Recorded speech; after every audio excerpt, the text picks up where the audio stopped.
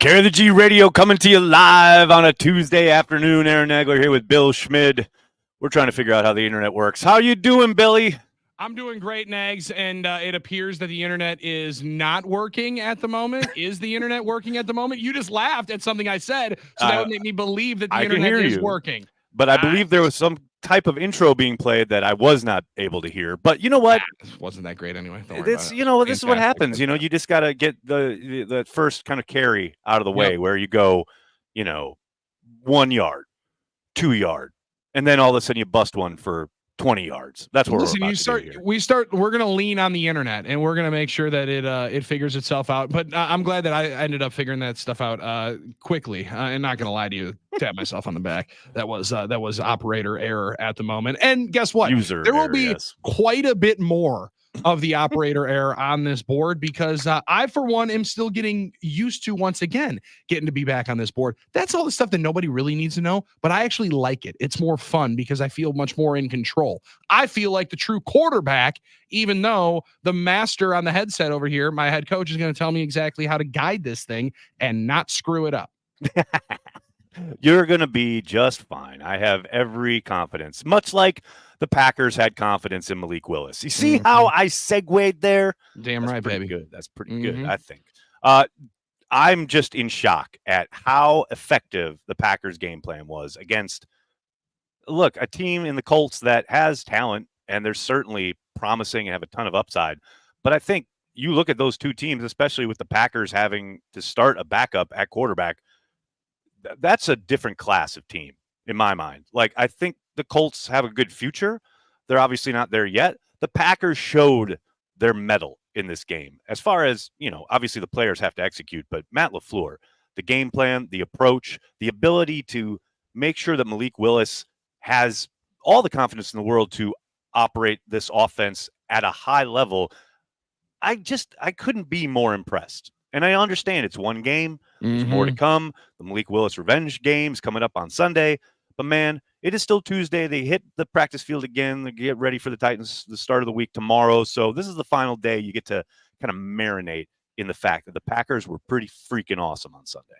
Yeah, and the way that it went down, I think, was even more enjoyable for many Packers fans. And you know what? It could not have been enjoyable sitting there and basking in all the heat for all the Indianapolis Colts fans that made the pilgrimage there. It was a robust crowd, man. It was full right away. And I thought one of my favorite parts of it was the Packers leaning in quickly to try to keep that energy flowing, right? And as you watch the way that they came out of the tunnel, that there was an intensity on the defensive side that Indianapolis is going to have to match because the Packers offense physically took it to them. The defense did it right away with that and forced a 3-and-out and then the turnover that immediately they were on their heels saying, I don't know when we're going to start getting the football back again. And when you start creating that doubt that early, big time, right? It's a dangerous thing for a quarterback making his 6th NFL start, which was Anthony Richardson on the other side.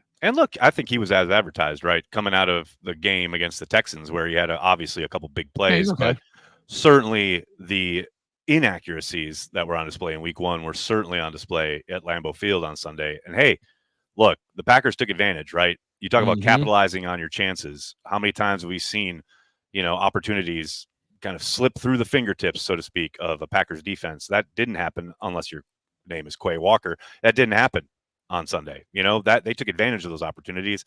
And look, Xavier McKinney, are we ready to say after 2 weeks, worth every penny? Yeah, seems like it. Brian Gutekunst went out. He identified the safety position needed an overhaul. He was not afraid to spend big and go after a big target in free agency to kind of paper over the cracks of some, let's say, some not so great draft selections at that position. And man, if he has not been every bit as advertised, that I'm so happy that Xavier McKinney is on my favorite football team. He's a dog, down in and down out, and he certainly seems to have a really good grasp of not just getting guys in the right position and kind of big quarterback back there at the safety spot, but knowing kind of the flow of the game as far as what offenses are trying to do. He just never seems to be out of position, always seems to be ready to step up, make the play, and look, be in the right position. And Lord knows it's been a while since that's been a staple of a Packers defense. Yeah, and being able to consistently know in the back end that you're taken care of is just a wild thing to be able to bank on, right? And Right. for the Packers secondary, there's so many things. We talk about all the assets that are invested into the defense, Nags, more specifically into the secondary, right? Like, I mean, Right. you look at what they've done in Goody's tenure of draft capital, a lot of it has been still into the secondary, absolutely onto the defensive side, Oh, but yeah. you've taken swings to try to figure that out. And we touched on it a little bit yesterday. I think it's going to be a topic of conversation all year long that the two biggest times that they've swung in free agency, the Smith brothers, Amos, Turner. I mean, you're talking about that year. Preston Smith had 12 sacks and an interception in year one with the Packers, 13 and a half sacks for Za'Darius. They started 3-0, 2 wins against teams in the division. And one, correct me if I'm wrong, had just won the division the year prior to. So being able to elevate the play was a big factor of it. This one, though, there's a clear elevation at what their defense is able to do with McKinney back there. And you saw it here on Sunday. There's a difference of what their running game can do when Josh Jacobs in the backfield. It's no slight to what Aaron Jones can do, but he is a difference maker. It's a different back, right? It's a different back. Just look at Baldy's breakdown of his jump cut away from Zaire Franklin, and that's a different back than many teams have in the NFL. Well, and the fact that you can hand it to him as many times as they did and get the production that they did throughout an entire game where the defense understands the assignment as far as he's going to be getting the ball early and often. And for somebody to saddle up Nags and say, let's go 32 times. I mean, 32. That's the second most in his career in game 2. Now, granted, I know he just got paid, so it's going to be a lot easier once you have some cash in your pocket and into your bank account to handle that load. But there needs to be a lot of credit towards Josh Jacobs on that side of saying more 20 first half carries, more. Let me see it in the second half and let's see what we can do. And the thing is he didn't seem to ever tire. I understand, like, Indy certainly adjusted at halftime, right? And they started getting behind the sticks. Everybody getting the box. Packers. They put everybody in the box. They were run blitzing on first down. They were catching the Packers a bit. But it's not like he ever tired. It's not like he had to, go out for long spells, unlike some other people who've been in the offensive backfield in recent vintage. And I'm not saying that, like, one is better than the other, but I will say for what the Packers needed, sans starting quarterback on Sunday, that was just what the doctor ordered. A old school throwback bell cow back. We have not seen that in Green Bay, Wisconsin in a very long time.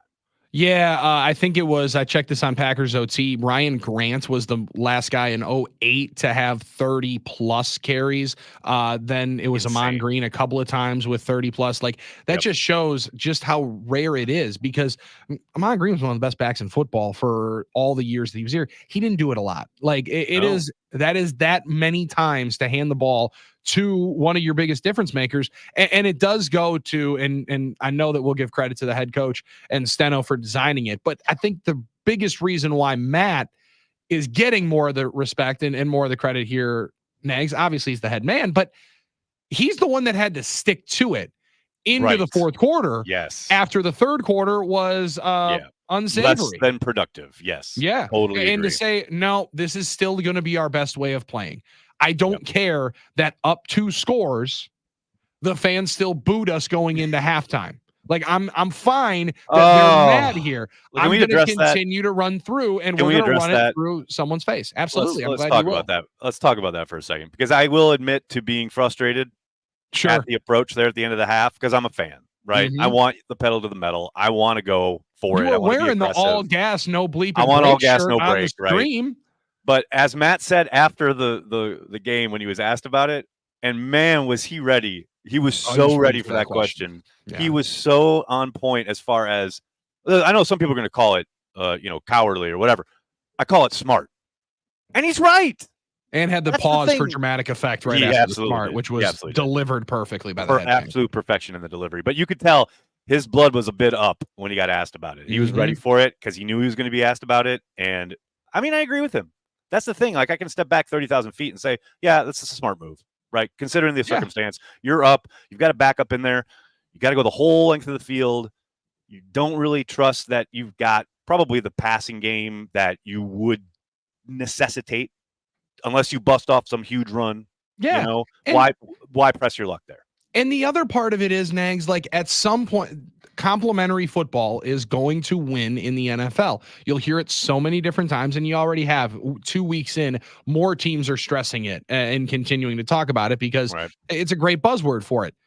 The other fact in the equation, and the other part of for them to not want to run the play and want to end the half with the football is your one slip up, one Alec Pierce getting behind everybody for 65 plus yards, which you watched all week. Yep. From being handing the ball back to the other team with them having the opportunity to take the lead in a game that you have thoroughly dominated. Like there's part of momentum that you really can't control it, but you can at least hold back and you can at least try to hold it as long as possible. And that was the biggest part of what I thought they did going into half. I just think you've seen so many times, not just with the Packers, but in the NFL where things happen inside of the 2-minute kind of window, right, prior to halftime that can wildly swing a game. I always think back to, I think it was a Thursday nighter against the Eagles in Lambeau, Matt's first or second year in town, where they tried to take a shot late in the half. Big Dog, of all the people in the world, Big Dog misses a block, and Aaron Rodgers gets stripped. The Eagles take over, get points at the half, and that was the game. That was legit the difference in the game. So I think Matt, as he's kind of gone along here, he's got a bit of a different philosophy. Yes, he is all gas, no break when it warrants it. But I think it was smart. I think the approach was smart. I understand not wanting to, let the odds being what they were. Yeah. I think it's smart to go into half with the lead and keep doing what you're doing in the second half. Yeah, and I totally understand the fans just like being disposed. Oh, I'm one of them. That's the thing. Yeah, you can go back and look on Watch Party. I'm sitting there going, "Come on!" Like, of course, in the moment. That's why he's paid the big bucks.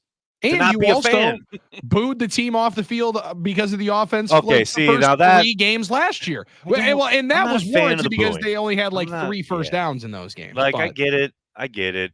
You paid your money. You've earned. You have the right to boo. Yeah. I'm not a fan of it though. It's not my thing. I get why people do it. I'm not, saying they shouldn't do it. Again, you paid for the ticket. You have the right to boo.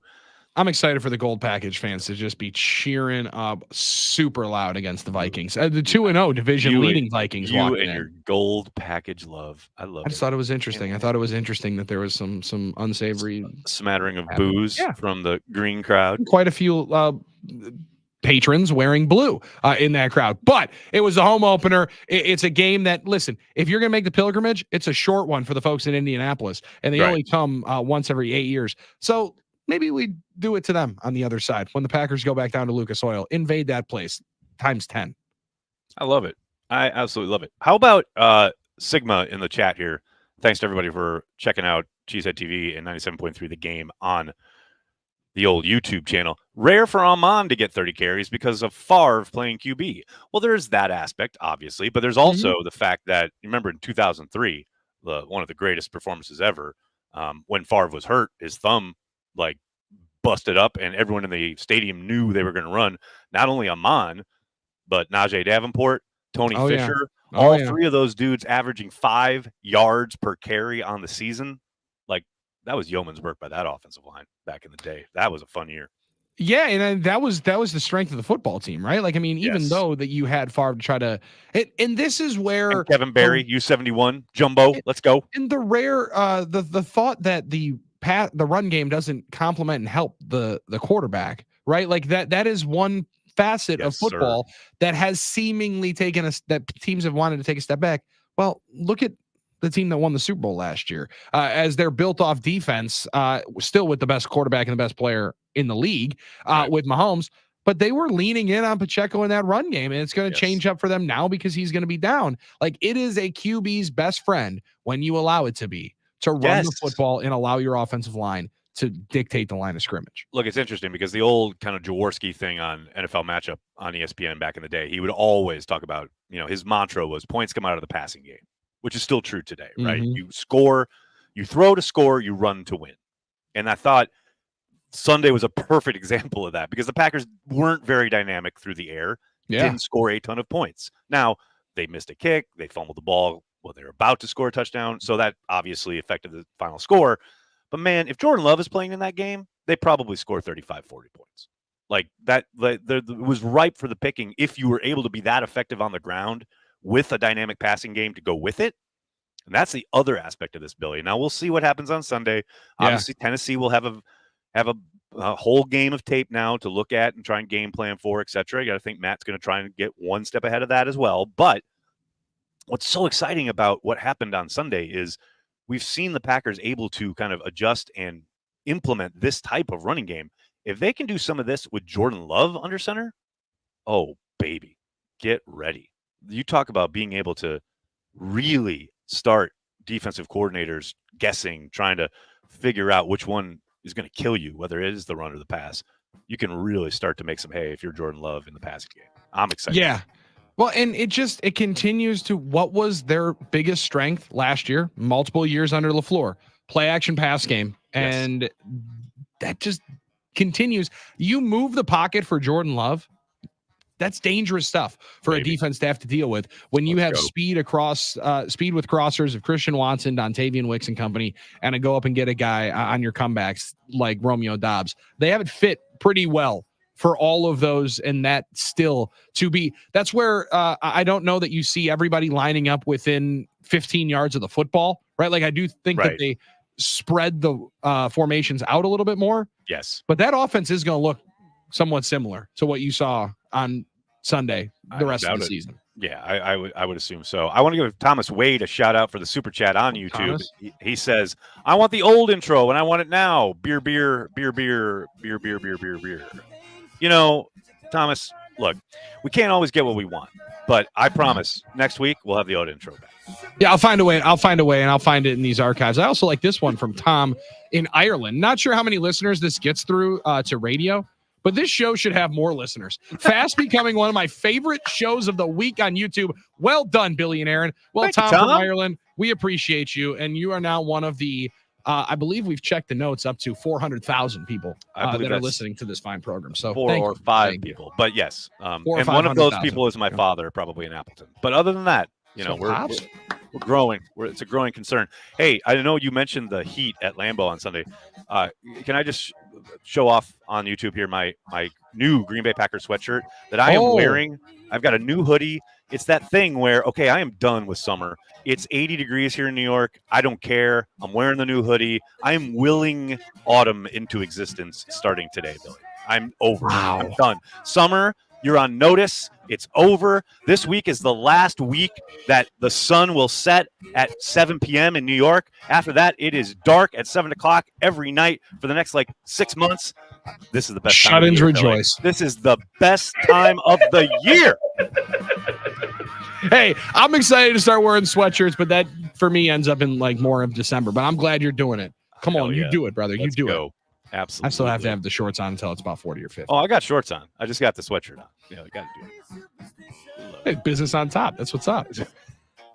That's Aaron Nagler. I'm Billy Schmid. Our business continues on the other side on YouTube, on 97.3 The Game and the iHeartRadio app. It's Cheesehead TV and 97.3 The Game. Carry the G Radio with Billy and Nags on the game.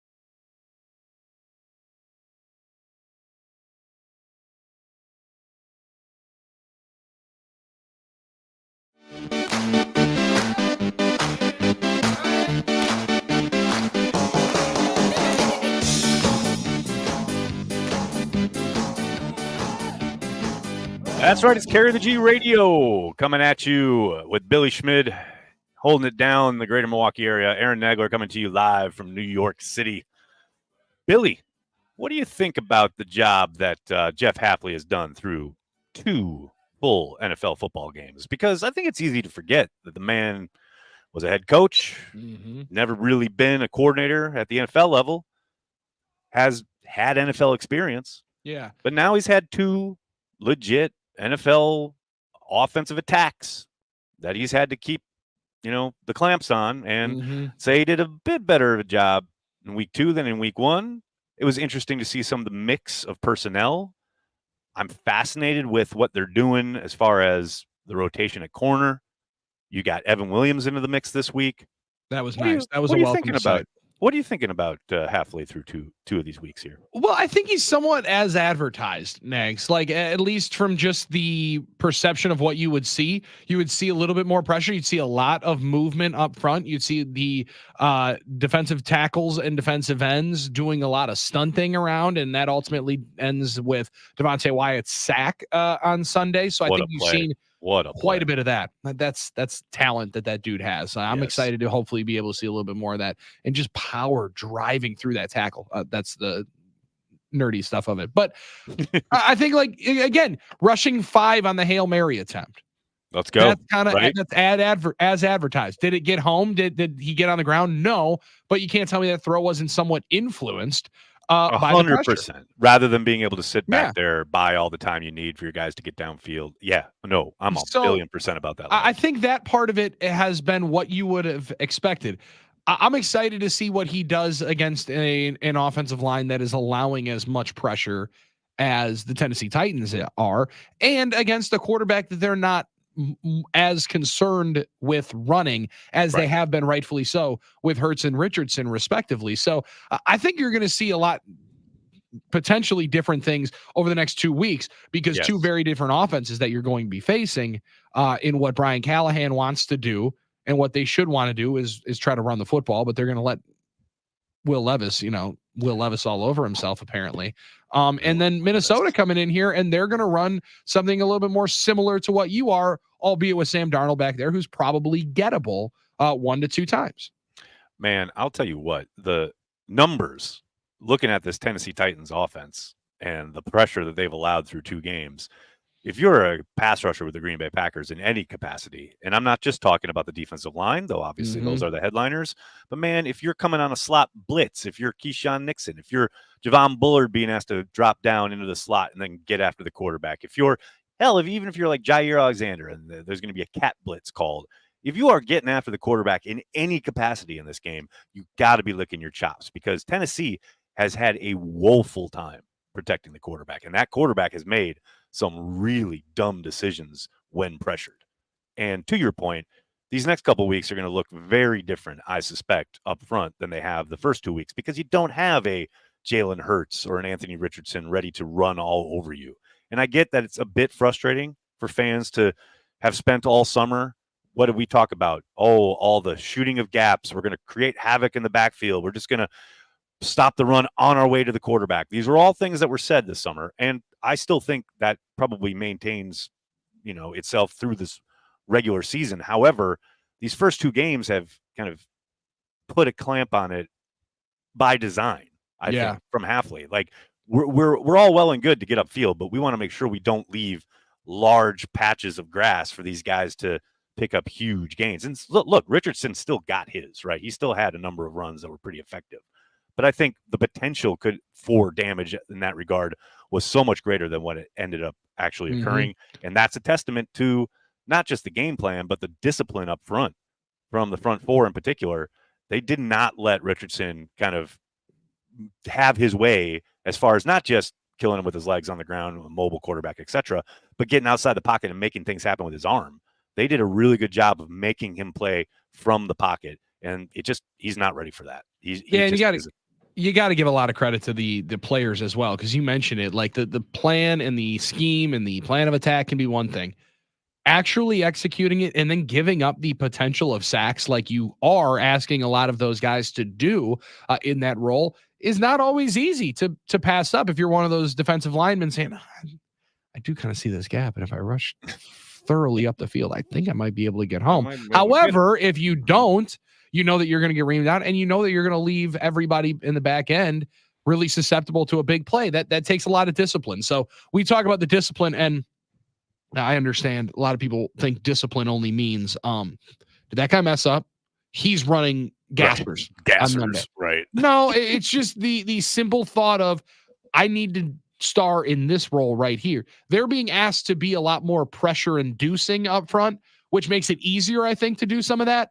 Last year, they were being asked to do a whole lot of thinking, which, not saying no one can, it just makes you inherently slower off the ball and slower in that rush right out of the gate. Now, all of this said, we've just spent a good, couple minutes here talking about the discipline and the rush lanes and what they've done as far as being a group and unselfish and all that, right? And I'm down. I think they've executed a plan both weeks. But I'll tell you what, if they don't get after Will Levis this week, then I'm going to be sounding some, maybe not alarm bells, but I'm going to be asking, what the hell are we doing here? Because now this is a week they should eat up front. And I'm not saying like that means like they're going to get 3 or 4 sacks or anything like that, but I want to see the quarterback affected in this game. And he should be. I suspect he will be, but I got to see it. Yeah, and Brian Callahan said yesterday that there are just some really dumb things that he's doing. And I saw some people saying, well, that's just great. You have a young quarterback, and you need to inspire some confidence in him. Well, You know what inspires confidence? Not handing the ball to the other team on a silver platter. God. 2 weeks in a row. Billy Jeans has done 2 weeks in a row. I do suspect that they're going to be a little bit more careful with the amount of times they allow him to put the ball in harm's way. But man, their team is based off of DeAndre Hopkins and Calvin Ridley on the outside, Tajay Spears and Tony Pollard in the backfield. Tajay Spears is a question mark already. So like there's reason to believe that if Tennessee wants to continue the domination over the Packers in Nashville, Packers down 1 against the Titans in Nashville. They are going to have to throw the ball because that's their way of scoring points in that offense, is trying to get those guys on the outside the football. Why'd you have to do that? Why'd you have to remind me? Like the whole idea, the thing about Tennessee and not winning down there, that reminds me of my first year on the beat. We don't run from our nightmares here, Nags. The first year on the beat, Billy, this is true. Remember they lost to the Colts at home, and then the next week they had to go to Tennessee. We're going to fix everything and blah blah blah, and then they come out and they get down big in the first half, and it's like, what is happening? Oh my God, it's like an absolute nightmare. I'll never ever forget coming out of the halftime. Packers have the ball. It's absolutely pin drop quiet in the press box. There's no cheering in the press box. You got to concentrate on the game. So we're all sitting there in the press box, and the whole we're on the road, so the whole Packers contingent, Mark Murphy, Ted Thompson, all the personnel people, they're all sitting behind us. And Aaron Rodgers throws for a first down. And they say, first down, whatever. They're going back to the huddle. And it's pin drop quiet. And they have been garbage on offense this whole game. They've been garbage. But they finally pick up a first down. And you just hear echoing throughout the press box, Ted Thompson going, well, there you go. First down. Come on. Like lone voice in the depression of the wilderness of the kind of depths of despair in Green Bay. We're like, what is going on? Why can't we score? Why do we suck suddenly? Like blah, blah, blah. Just Ted going, well, there we go. Come on, got first down. That's what we build on. That's my eternal memory of the Packers in Tennessee. So I need that wiped from my memory banks this weekend. I need a Malik Willis revenge game where he throws for at least one, runs for another. Josh Jacobs and company get, a couple hundred on the ground, and then they get after Will Levis and cause some havoc. That's what I need. I like that. Not asking for anything. Let's just run for like 200, maybe throw for 2 or 3 touchdowns and make it an easy dub against a team that, albeit though, has had leads in the second half against teams that are pretty decent so far. Like I'm not saying it's not easy. Nothing in the NFL is easy. It's a team running against these guys is going to be difficult. Running against these dudes is going to be difficult. When you talk about Sweat that they picked up from Texas in the draft, who I loved in the draft, and I knew would never go to Green Bay because of his RAS score. But man, I love this kid. I love his game, and the fact that he's going to be lined up over Josh Myers. Yeah, alongside Jeff Simmons, who's one of the meaner SOBs. You talk about a dog. Oh yeah. my God. So this is not going to be Indianapolis where No. they came in giving up 200 plus on the ground. And then you did the exact same thing on the ground against them. This is going to be, you're going to earn it on the ground if they're going to be able to win this game that exact way. Malik is going to be tested a little bit more. I also think the quarterback run game will be stressed a little bit more in this one. Knowing, and Nags, this is the strange feeling going into this week. And I don't know if you're on the same wavelength and how many different Packer fans are. Coming into the unknown of how long you'd have Jordan on the sideline. Right. Can you win one game? Can you win one game? Now that you got that in the bag, it doesn't feel like the house money effect that many people would maybe have believed it was. It's right. Well, dude, now we're just good. Now we're just better than everybody. So we're just going to steamroll through some of these teams. Right. I think that is one part of the regression towards the mean as to how good it felt last week. Mm-hmm. Plan for some consternation and some difficulties. Yes. Sunday at noon. It will not be as swimmingly of a first half, I would assume, as it was against Indy. But that's the thing. Think about during the game against the Colts. There certainly was, a bunch of consternation throughout, whether it was the way they couldn't get things going coming out of halftime, whether it was missing a field goal, whether it is fumbling going into the end zone, whether it was, really Indianapolis not handing the ball more to their all-world running back is kind of mystifying to me. That was awesome. He was ripping off huge gains, and they just stopped giving the ball to him. I didn't understand that really, but there was lots of pressure points if you're a fan watching that game. And now we can sit back and go, oh, what a great game plan. They executed, big win, etc. But yeah, of course, there are going to be moments where, it's going to feel like, oh my gosh, we're totally overwhelmed. Things are slipping away.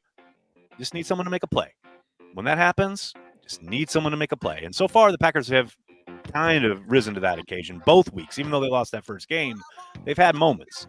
I need to start, having these guys hang on to these important game-clinching interceptions, though. That's 2 weeks in a row where could have sealed the deal on defense. Whether it's Keyshawn Nixon dropping a would-be pick six, or Quay Walker dropping what should have ended the game. Man, guys, I need you to be closers. I need you to get your coffee.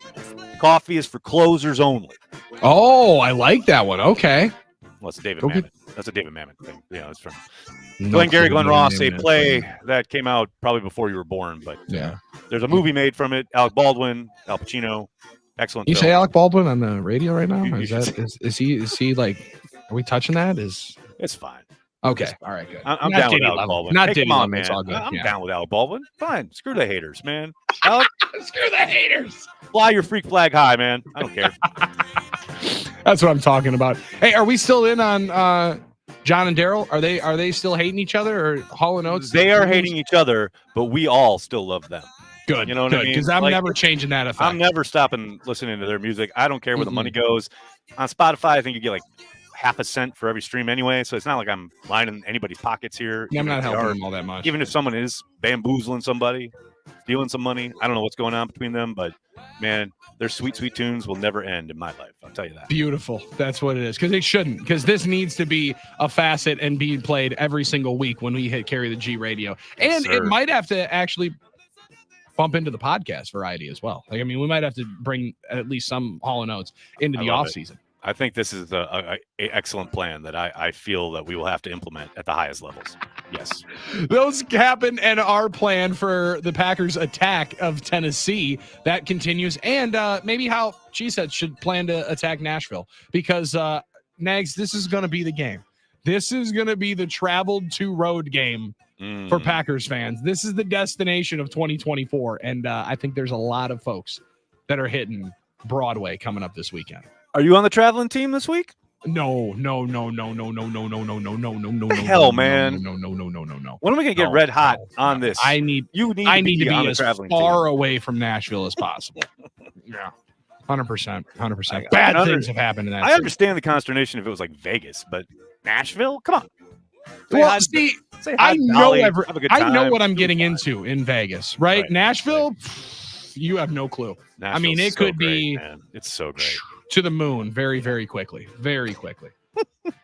We'll take a quick timeout and we'll game plan those to make sure that you can have this much fun in Nashville, but nothing dangerous on the other side with Billy and Nags on the game.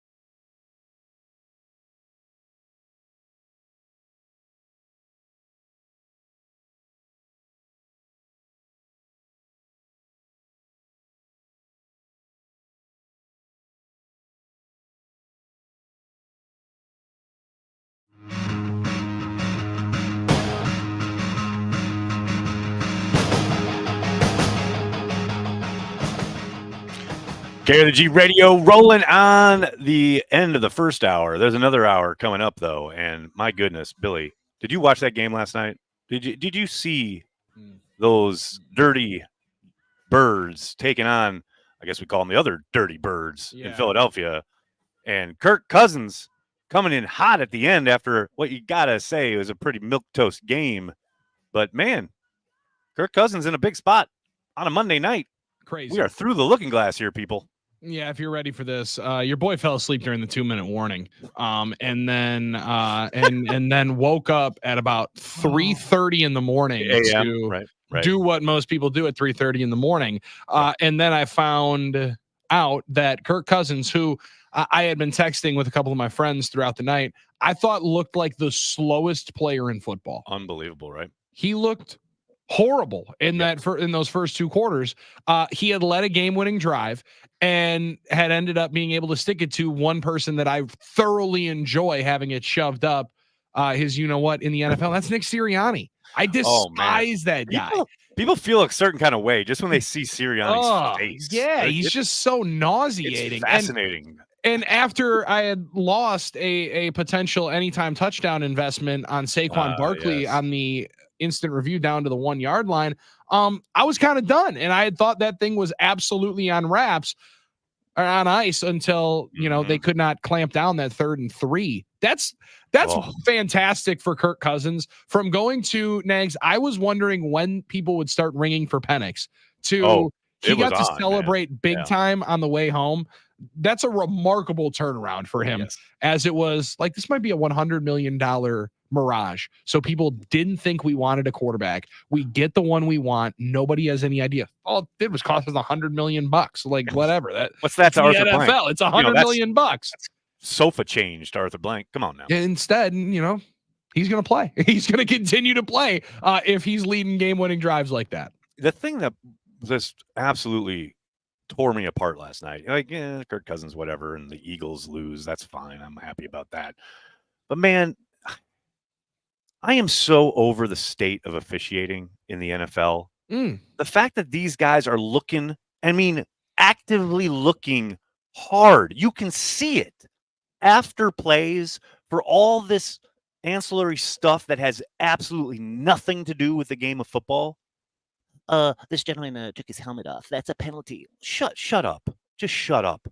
This gentleman had a celebration that was somewhat offensive. I don't care. Like, the fact that these are rules that the NFL has them worrying about to the point where they're actively seeking them out. Like, I understand, like, look, there's a game to adjudicate and you've got to be omnipresent as an official. You're supposed to see everything. They've got a number of them stationed all over the field so they can, like, make sure the game is played on a fair level. Like, that's the game. Like, some dude, like, the NFL has lawyered up their rule book to such an extent where all this stuff that has nothing to do with the game is occupying the headspace of the officials. And then we wonder why they screw up so many of the rules and the interpretations of them, because they're worried about all this other stuff that has nothing to do with it. So, like, later on this year, we'll have a game. Like last night, it was hilarious. The Eagles went for a 2-point conversion. They, upon review, got it. The official comes out there and goes, on official review, it's a touchdown.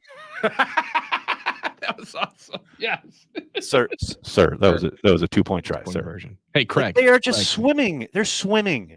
Yeah. They're just overwhelmed. I wish the NFL would strip away all of the nonsense. Well, like, your helmet comes off, so what? You make a little 2-finger gesture thing. I don't care. Like, it doesn't affect the game in any way, shape, or form. No, and I think the one part of the game and one part of the league that they have not quite fully mastered is, Nags, it also doesn't affect who's watching, right? Like, at all. Because Drake London did a suggestive celebration at the end of the game does not. At least, you know what? Maybe I'm not watching the NFL ever again. Yeah, I don't think people are. I've heard that many times over the course of the last 10 years. And guess what? Viewership's only gone up. Yeah, they're all still back. They're all still there. And for good reason, because it's the most entertaining sport in the world. Like, I do 100%. Think there is. And I like your vantage point on it, because I did see your quick video yesterday, and I'm glad you brought it back up, because I otherwise was going to later. I like the fact that it's not these refs stink. right? No, it's not that they're all let's make it very easier. talented and they want to do a good job. They're want just to do well. Tasked with absolute impossible tasks. Yeah, that's what it is. Make it easier on them. Make it easier on them. That's where my solution has always been. I think the full-time officiating thing. You can't tell me doing something for an entire year. Start there. How does do you not make you better? There? Yeah, I don't think I don't see how that doesn't make you better. I also do agree with you that the amount that you're asking them to police grown men could be calmed down. And if we're going to go player safety wise, how on earth are you not calling the play dead when somebody's puking on the field mid play? I mean, if we're going to be taking precaution here, that should have stopped. That should have halted play. Packers should have gotten a redo on down on third down, move to the other hash, and then let's play. Let's be honest though. That was pretty dope. That was awesome. Come on. It's gonna cost me about $150 at the Packers Pro Shop for a Josh Myers 71 jersey. I'll tell you that was. I mean, a puke and rally on a third down with epic proportions. That's amazing. Shout out Josh Myers. Shout out Josh Myers. I'm not. I believe it was still the best puke and rally of the home opener. Now, granted, there were several. I bet there were a ton of good puke and rallies during the home opener. Right? Listen, when was the one that was most dissected on tape, but there were others. Trust me. When we pull up at 10:15 in the morning, Nags. Yes, sir. I mean, it was straight rocking. Awesome. And as I walked from our parking spot into the stadium, you got to walk through a couple of grass fields and a couple of parking lots. Oh yeah. Showed some real restraint and some true maturity to not say, you know what, I do have a coffee that I want to finish before I go in here. I might as well just take one quick lap and see what's happening and see what happens. See what's going on. Maybe someone's got 2 tree carry the G's.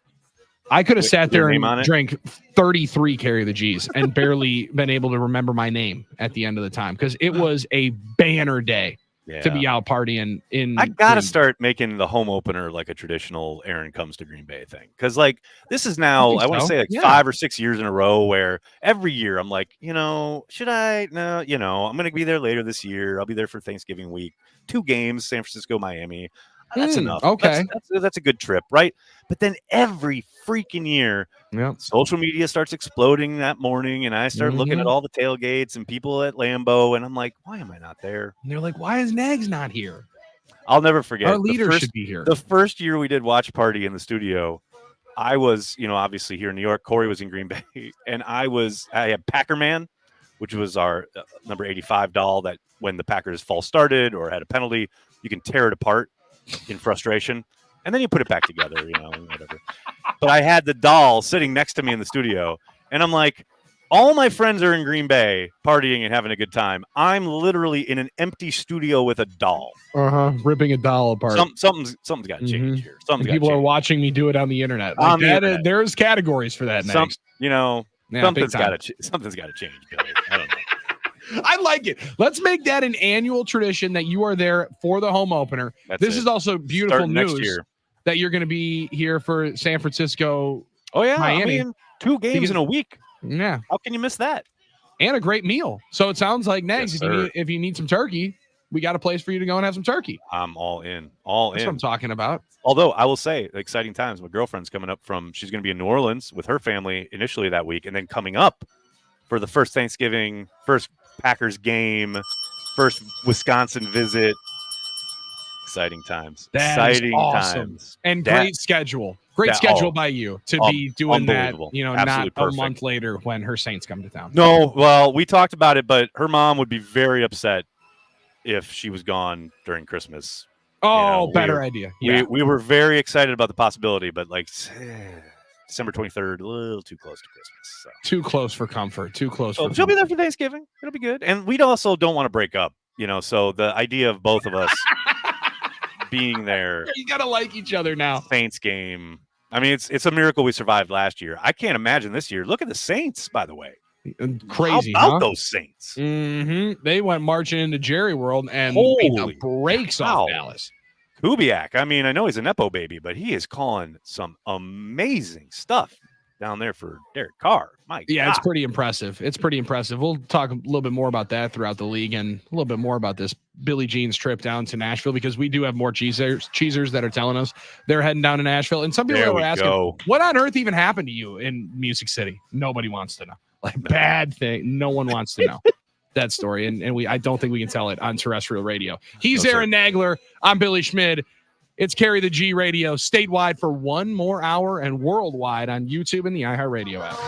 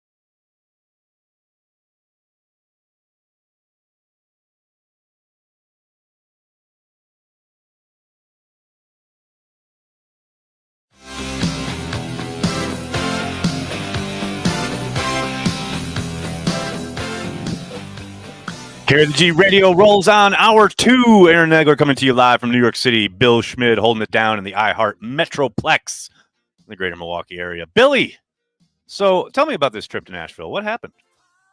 I don't know that we can get into it. I just don't think. I think it's probably better we don't get into it. Good conversation with beers on the table, though. Great. There you go. Conversation. Beers on the table conversation. I like that. No doubt about it. No doubt What's about funny it.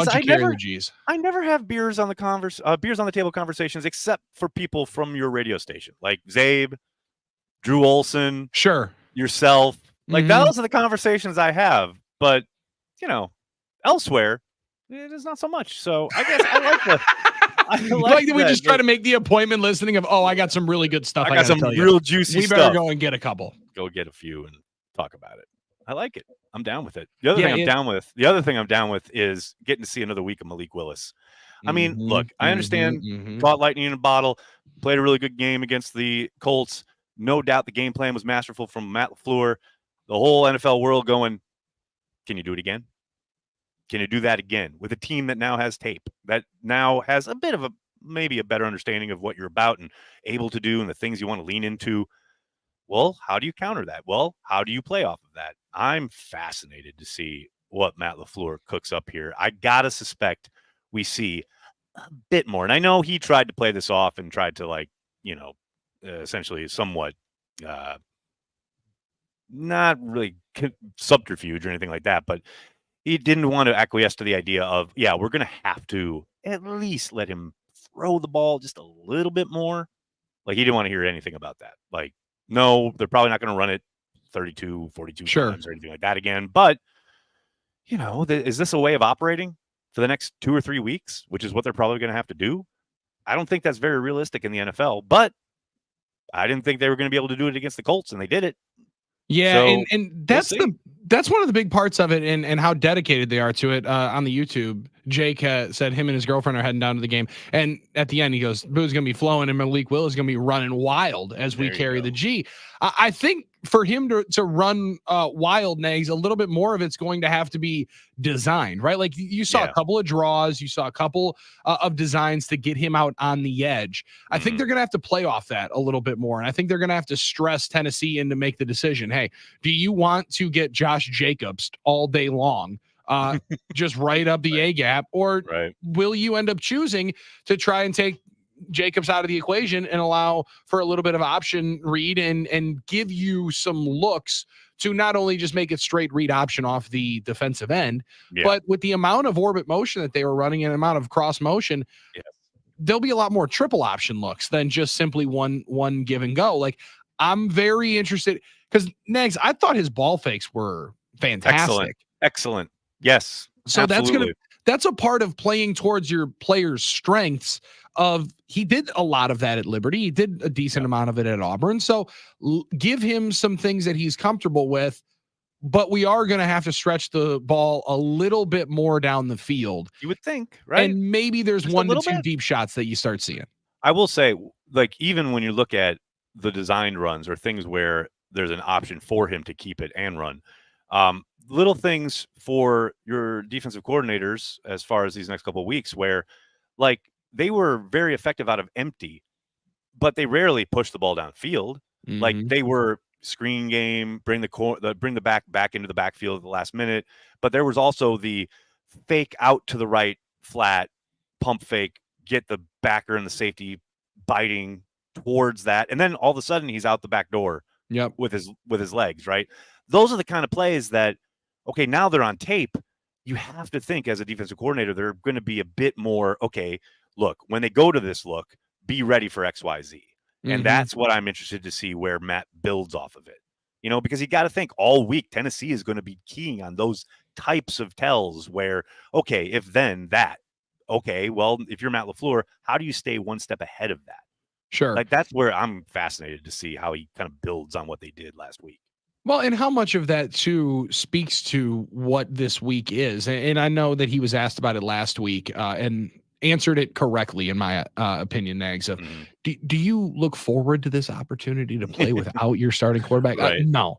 I prefer to play with my best I players. like my best players to be on the football field. That's generally what I prefer. Is my good players to be on the team. Most football coaches field, yeah. would answer similarly. But for somebody that likes to create and design plays and also swipe ideas and then build off of his own adjustments. He had to it. 2 or 3 plays in that game were straight up theft. It was awesome. Mm-hmm. Yeah, so and highway robbery is applauded at this spot as long as it's not Chiefs alcoholic, or Chiefsaholic. We're fans of you being able to swipe good things from other teams, implement it to this team, and that kind of misdirection. Kuhn and I were talking about it last week towards the end of the week, and I thought some of it could be more of a distraction, more difficult for the young quarterback and the new quarterback, more importantly, to handle.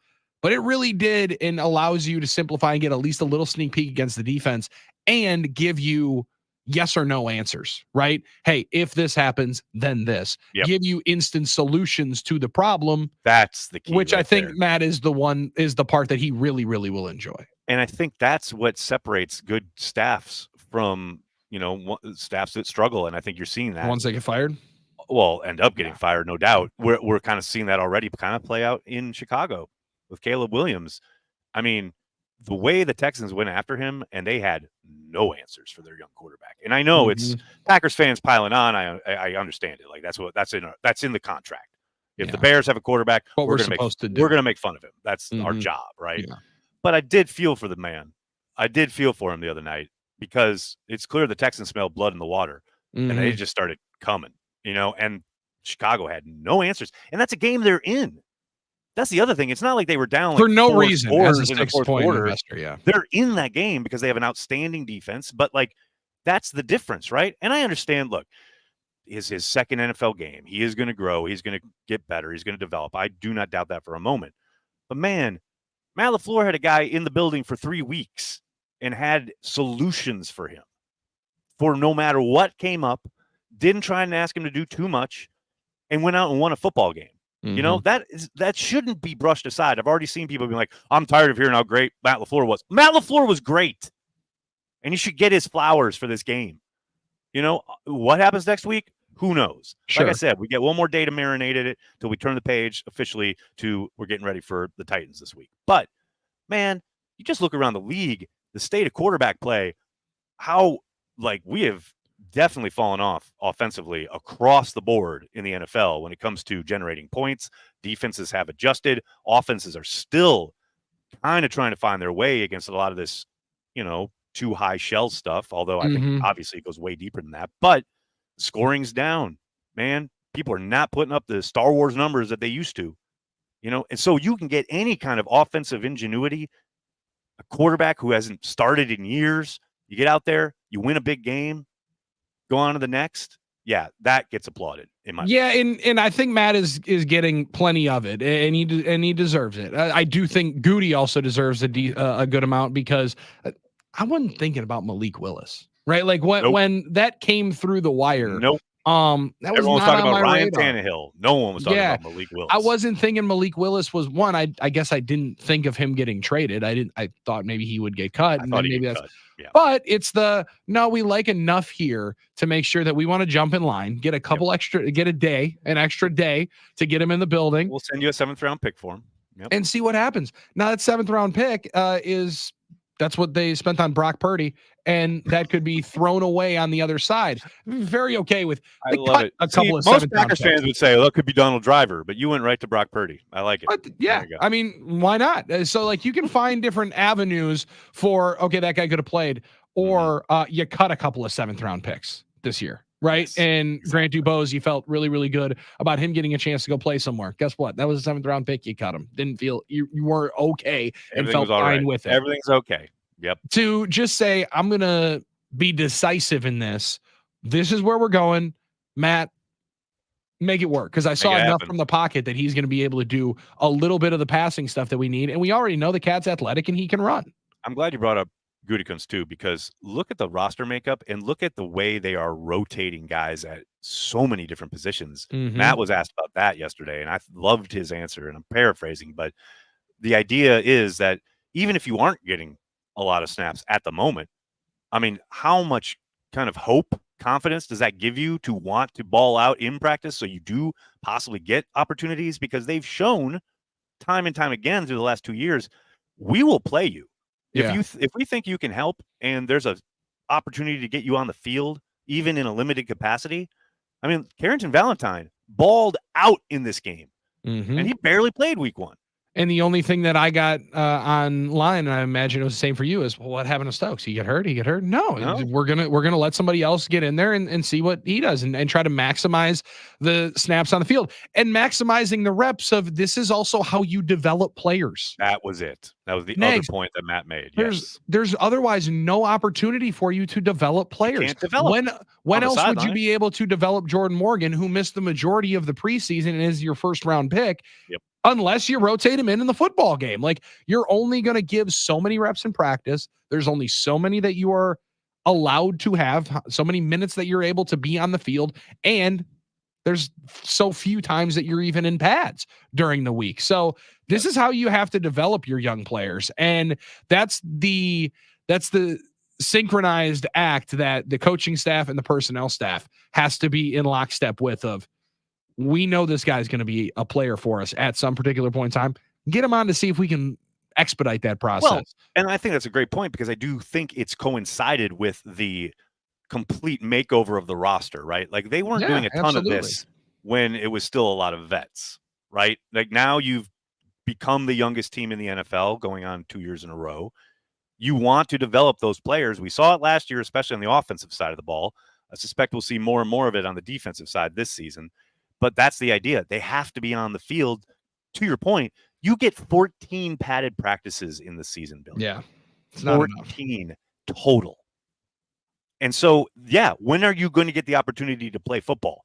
During games. That is it. Because even in practice, when you got the pads on, you're not going to the ground. You're not tackling. No. You have to play to develop. And the Packers are doing exactly that. They are getting young guys. Look at the safety spot. Evan Williams finally got on the field. Yes, right away. It was 1 week, but it was nice to see Evan Williams get some run. You know, we've had Edrin Cooper out there for a couple plays.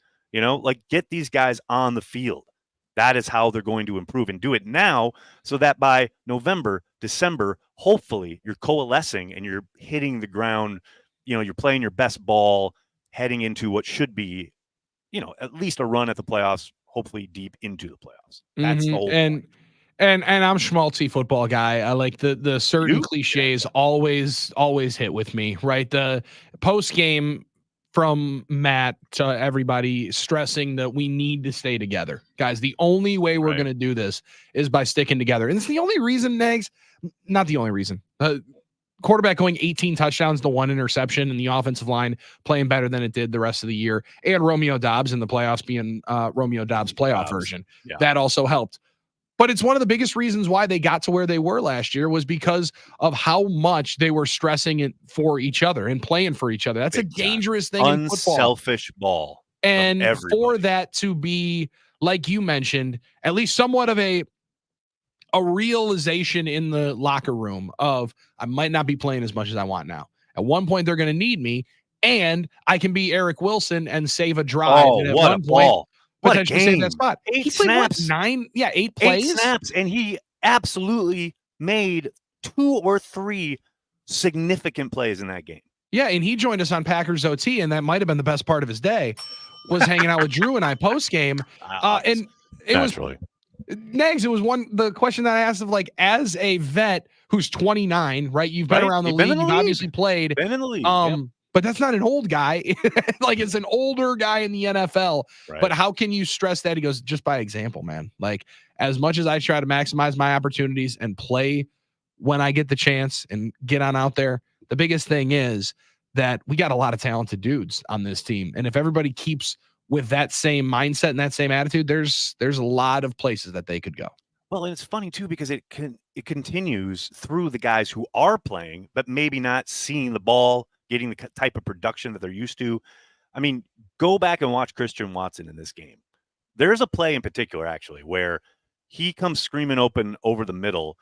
Willis has been flushed out to his right, and there's an opportunity for Willis to probably make a throw, but he's being smart with the ball. He doesn't want to put it in jeopardy. He just runs towards the end zone.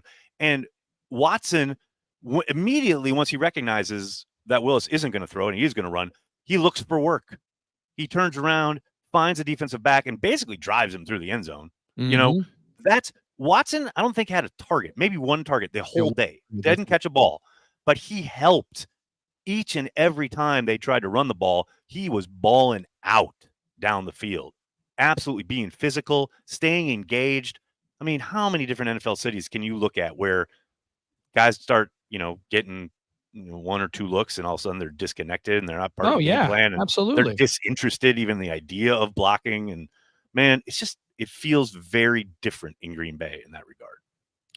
And I also think through the amount of times that you see guys go targetless or catchless in that spot, I will be investing on Christian Watson first touchdown in Nashville, because if you believe that after, and I'm with you on watching it through the end zone cam, he was working on the outside. Hey, no block, no rock. He did enough of the blocking to earn at least 1 to 2 deep shots. And that can be how you scheme it up to see, let's see how far and fast Christian can run and just how far Malik can throw the football. Well, and that's funny you bring that up, because look, I talked to Jordy Nelson this offseason. We were talking about his famous shot play with Rodgers, right? And I said, it's weird that once Jordy left, they never really found that again with anybody. And Jordy was like, well, it's pretty simple. I essentially was out there every play, and I was always blocking, always, each and every play. So you make it look like a run, and the safety or the defensive back in general is, oh, here we go again. He's coming to block me. And then all of a sudden you slip out of that and you're going deep, right? And that corner, that famous corner post that they hit so many times. You could set that up with Watson. Every time he's out there, he's balling out. He's taking guys to the woodshed on the sideline, etc. You set that up about a quarter and a half, and then all of a sudden that defensive back is like, oh, here we go again. I don't want to deal with this. And then you're out. You're gone. And you hit him. I could see that. I could very, very, very easily see that type of thing happen. I think they're going to try to take, and this is where you have to scheme up and be judicious with your scheme, with your shot plays, right? Yes. You have to try and take some. You have to force yourself to take some, because it's only going to open up the ground game. And you hit one, baby, you're going to be cooking with gas. Let's go. How got me all excited. I want to fire up Madden now. Let's do it. Well, listen, you got a couple more minutes there, man, and then I'll run you in Madden. But 414, run me. Okay, there, buddy. 414 texter. Hey, boys. Like I texted you yesterday, going to the game with my son as a Titans season ticket holder. Just wanted to give everyone a heads up that Tootsie's on Broadway is having their big birthday bash with a big stage and lots of big name artists, and of course ice cold Miller Lights. So that's apparently supposed to be on Saturday. That sounds like a dangerous winter for the folks in Nashville. Tootsie's a fantastic spot. I don't know, Billy. I love me some Tootsies, but it feels like free promotion. I don't know, man. It's like you got to pay to play around here. This is Carry the G Radio, sir. Is there a Packers angle here? Well, listen, I think the biggest Packers angle is no Titan fans can get up to it, because they're going to be like, that's the tourist spot. We're not going there. Right. So that's why it's mostly going to be a second Packers pep rally is the way that I was analyzing. That's a great way to look at it. The Packers pep rallies are so fun. If you do get a chance, if you're on the road, make sure you hit those up. They are such fun. We were at the one in Vegas last year. It was a country mile off of the strip. I had never been that far away from a casino and never had that much fun away from a casino. You were in like Las De Vegas. Niro in Casino out in the middle of the desert. And I'm like, dude, there's no slot machines over here. There's no tables. What are we doing? But it was an awesome time. And I met some remarkable Packers fans from Germany, no less. Oh, come on. There you go. Packers fans worldwide. That's what I'm talking about. That's what I'm talking about. We're talking to every single one of them here today, Nags, on Carry the G. Hell yeah. Because we can carry it worldwide on the iHeartRadio app. Yes, sir. Worldwide on YouTube. Yes, sir.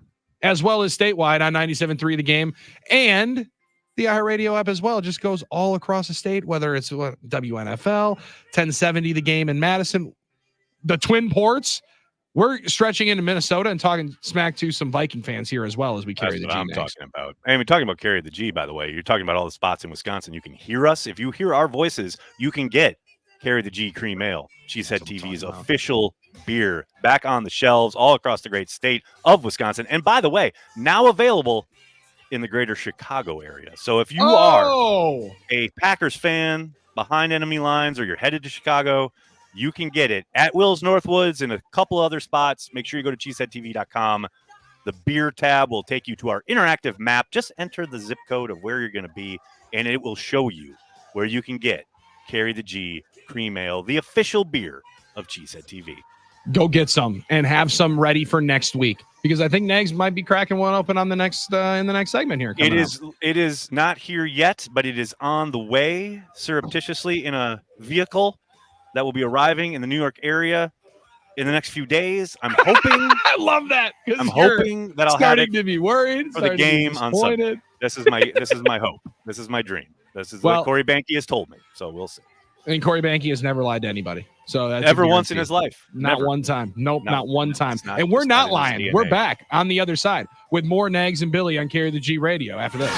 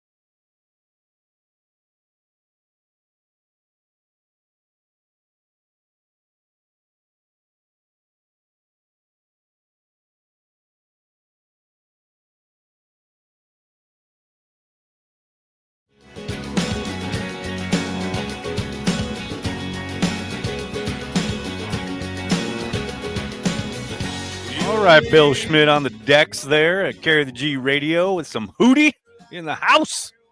This feels like a song that you're going to hear if you're driving down to Nashville. Like that just sounds like something somebody's going to be singing in one of those bars. It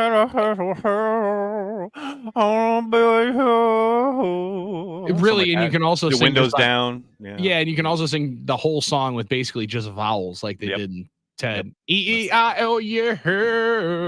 I was going to say, how do you come to this song? Because I was out, I got to think, before you were born. Like, is this like because it was in Ted that you know about it? Like, how do you even know that? A portion of it is from Ted because, as you can well imagine, I've seen that movie quite a few times. That feels like a Bill Schmid. It's total Bill Schmid movie. Yes. Yeah, that Step Brothers, Super Bad, all of those dumb early 2000s stoner movies. And then like you can also get into that would be a drive home cartoons song like back in the day of the good radio bit when I'd be driving around with pops after school. I like it. It's your 4 o'clock cartoons driving through an afternoon right here with Hootie and the Blowfish coming up next. I only want to be with you, Milwaukee. Amazing. Something good like that. That's outstanding. That is outstanding. I love it. Thank you. I love the idea of you listening with your pops in the car. That's great. Riding around in that old Camaro, hanging out and just living life. Of course it was a Camaro. Of course it was. No wonder you're an offensive line coach. My God. Come on now. Naturally. Yeah. Absolutely. Hey, you know what? Speaking of excellence, because that is excellent, let's talk about Daniel Whalen. Let's talk about this Packers punter. We've talked offense. We've good special teams. All bad special teams is what people want to talk about. We've talked about pass rush. Can we give the punter a little love? Legit weapon in this game. Legit. And the fact that he has not had a single punt returned so far this year, I think he's tied with one or two other punters in that regard. I mean, all of his kicks inside the 20, a couple of them inside the 10. Just giving these guys extra long fields to have to traverse to go and try and put points on the board. For whatever you're talking about with the defense, a big part of it is about the fact that they got a lot to work with as far as, okay, we can give up a few, and we know we can still button it up and get off the field at some point. He's hitting absolute bombs. Like, I mean, I think that's the biggest part. Like, the one that he pins inside the 10 or the direction, the first one was insane. That's a massive, awesome punt. That is on Madden when you're going through the like that is on all pro or all Madden difficulty. All Madden to be able to get it that far and inside the 3 rings on precision coffin corner punt. That's big time. I also like the fact that Nags, he seems to be the constant in the kicking conversation, right? Like we've maybe worried about a couple of snaps. He's gotten just about everything down, right? I can't fully remember a bad hold. And for that to be a good part of the operation, at least it allows you, if you're Rich Bisaccia and Brian Gutekunst, to feel like you can judge just the kicker in that operation because everything else seems pretty consistent. Things look consistent. Man, yeah. I didn't want to talk about Narv Dog, the Narvinator. Hey, listen. You know, 80% bees get degrees. I know. I go back and forth on this. I'm with you in that kind of, I guess, feeling of okay, it was 3 or 4 like on kicks, like 4 or 5, like he missed one. Add the extra point in there, But then you turn on these other NFL games and you see dudes hitting from 62 on the regular, and you're like, my dude can't hit a 45-yarder, really? Well, but there was a crosswind, and it was on the left hash. Hey. Why is the left hash our kryptonite? The left hash is an issue. The left hash is an issue. If you're ever lining up the game winner, please don't have it be there. The left hash is killing. The left hash has started giving me heart palpitations. Like, I want failed third downs to go towards the right side of the field, please. Yeah, it's a good call. Because every time we're kicking from the left hash, my heart is in my throat. I think he's gonna rebound. Now, Kuhn and I were talking about it earlier today. He's like, I think you give him the year. I think you're doing mostly like you did with Carlson. I thought maybe there's a tighter leash, but not much, right? Like, I don't know what exactly they feel like the full runway, the full sample size is here, Nags. Like, absolutely, we'll be able to dissect it week by week. But I wonder if that's really how they're analyzing it. Like if they are looking at it on a week in, a week out, hold on, we got to go get this guy in for a workout, this guy in for a workout, this guy in for a workout. We could dip into the practice squad with our international player who is still on the practice squad. As a roster exemption.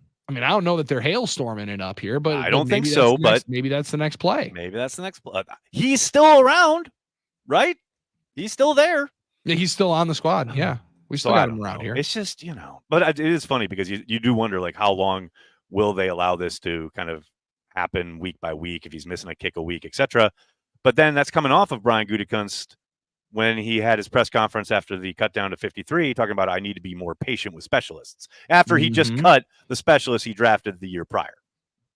Well, and I mean, I thought he was very patient with Amari Rodgers. Consider he was some might say too patient, and he was a specialist because remember Aaron said he's returning punts for us now. Oh man, I don't want to be rehashing these days because look, I got stuff to say and I don't want to say it because we've moved on, Billy. We've turned the page. There's no need. Like, this is a radio program that reaches a lot of people. Yes, and they don't need to hear me. 300,000 to 400,000 people. Yeah. They don't need to hear me belly aching about stuff that happened a long time ago. My girlfriend talks about this all the time. She's like, you have like these long-standing grudges or hatreds or problems with people that you never let go of, and they just bubble below the surface until you just yell at the television out of nowhere, and I have no idea what's going on. And I'm like, yeah, that's fair. Because we were watching the Bears game the other night, and I'm like, hate watching the Bears, right? And she's like, why are you so mad at this game? It's not the Packers. And I'm like, yeah, but it's the Bears. It's basically a Packers game. It's essentially about as important. Yeah. It's like watching your little brother. You want and let's be honest, it's really fun to watch Caleb Williams in as much terror as he is back there. So I'm a big fan of it. And I also really like being able to listen to and watch Bill Belichick just fry Ryan Poles. Fry him. Oh my God. But here's the thing. It's like, I don't wish ill will on Caleb Williams. I do wish ill will on every freaking Bears fan who yet again have the ability to polish their off-season championship trophies after spending the entire summer telling us, they've got all these wide receivers. They got the best landing spot for a number one pick ever. And then he looks like he doesn't belong on a JV football team, let alone an NFL football team, because they can't block anybody. And they have no answers for their quarterback because they're running like some Pop Warner offense. I love it. I love it.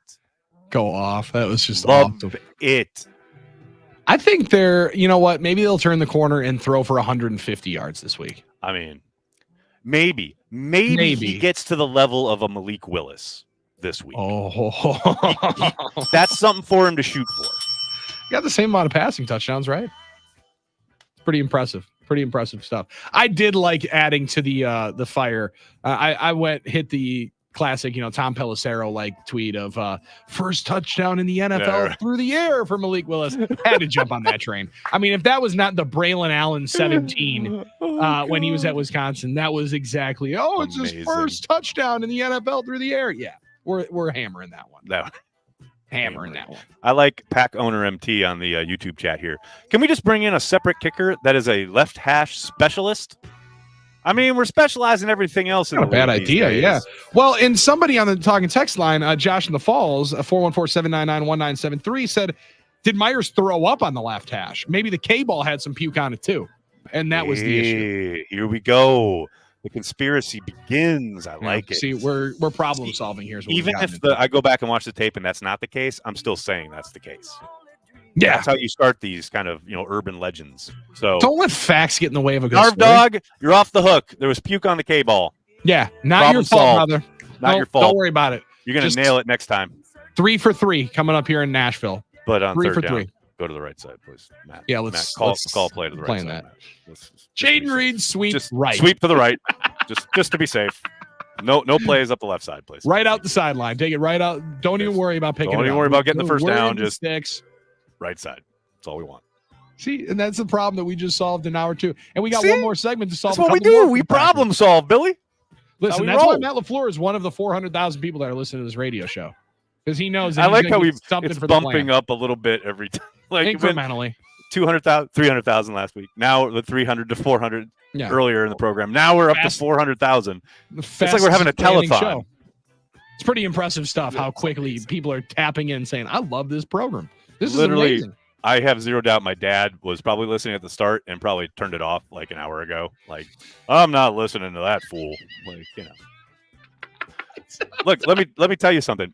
Every habit I have when it comes to watching the Packers, I got from my dad. Like, so he's just nodding along with, I did that. Essentially, because I go home and he says everything that I spend all week talking about. Like, and he doesn't watch Packers Daily. He doesn't consume the content. But I come home like for holidays or whatever, or for training camp, and he just says all the stuff that I'm thinking and saying anyway. You guys are basically doing Packers Daily there for a few hours. We are the same dude. I'm telling you. Oh, that is awesome. See, and who wouldn't want to hang out with that dude? I mean, that's where I got a lot of ball game left from. My dad, I'm telling you, my dad is as diehard as far as being a Packers fan. For that shirt? He should, right? He should get royalties. I said I just take it out of the estate. You know, it's all good. That'll work out. That's good. That's long-term planning. We'll let the lawyers handle that. We'll be all good. Long-term planning for your weekend and our investments and our plans and predictions for Packers and Titans on the other side. We'll wrap this thing up next. It's Carry the G Radio with Aaron Nagler and Billy Schmid on the game.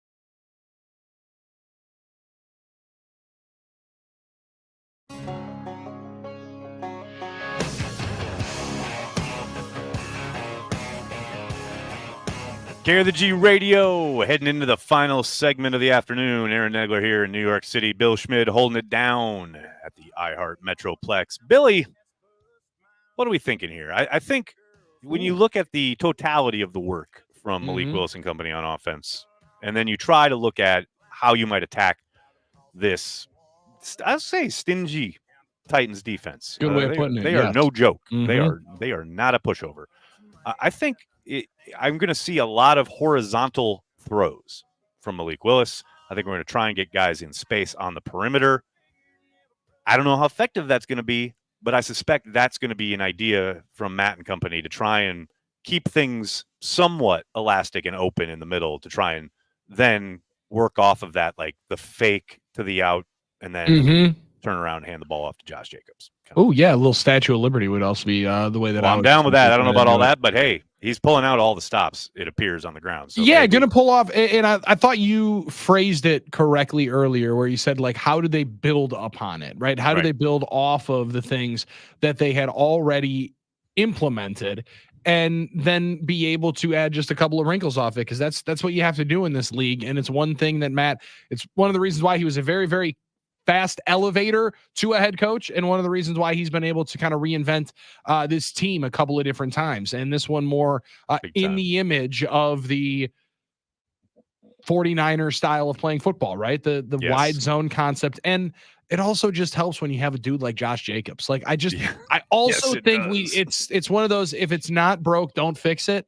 Right. Let's see as much of Josh Jacobs as possible again. And I'll let the cards fall, the chips fall where they may, because if you give the ball to him 25 plus times, I think you're going to find some success. Will it look as wide open as it did, though, a week ago? No, it won't be. This team is going to be able to flow a lot better, and you're just not going to get the kind of push that the Packers did, I think, right up front, like they did a week ago against Jeff Simmons and Sweat from Texas. Although I will say, obviously on the road, noise, operating maybe on a silent count. However, the Packers fans do travel well. Yeah, and I'm not they're going to be. They're going to be a ton of old Packers fans at this game. Yeah, this will be a frustrating moment for Tennesseans when they see how many Packers fans get there. But I don't think it's that uncommon. I think Nissan Stadium is similar to, maybe not in the same vein as bad as Allegiant Stadium or like where a Chargers game at SoFi. Traditionally shows up and shows out, and it's not unexpected, right?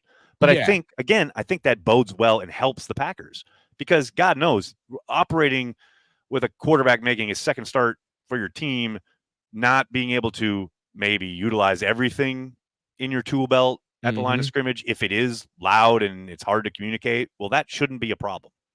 So that, to me, that's a plus. You know what I mean? Yeah. The idea that Malik should be able to operate however he needs to at the line of scrimmage with Josh Myers making the calls, things of that nature, that should be at least open to them because of the fact that it's going to be a ton of Packers fans there. Yeah, and I think the Malik Willis revenge game is something that cannot be understated. No, sir.